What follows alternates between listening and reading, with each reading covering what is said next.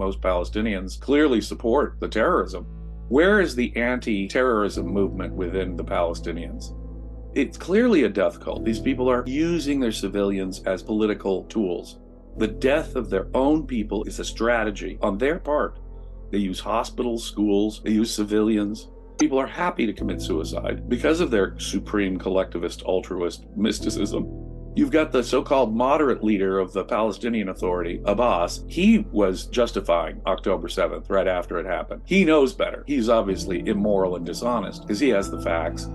But the fact that the moderates are terrorism light tells me everything I need to know about the population. They are either guilty or they're so mentally warped that it doesn't matter morally to our ability to kill them. I have a great deal of sympathy for the many people who are trapped in the philosophical and psychological hell that is Islamic culture.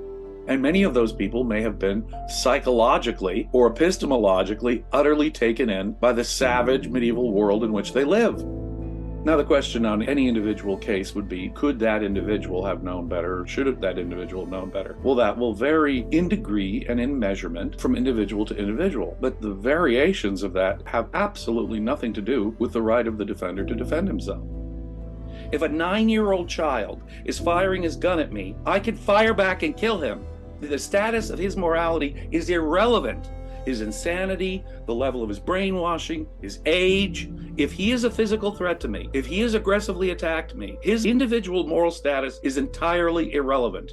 So Israel's right to kill someone, to kill children, is utterly disconnected from the moral innocence or guilt of that child. If that child is part of Hamas's war machine, against their will, with their will, whatever the degree of their knowledge is, there's guilt involved whether or not you're engaged in conspiracy theories denying the facts on October 7th, or whether your evasion consists of, well, Israel had it coming morally. It's either moral dishonesty or just this factual dishonesty. I'm talking mostly in that case about Westerners, but this applies to a lot of Arabs who can, should, and could know better. But as I go down into the population, which strongly supports these monsters, they celebrate in the streets.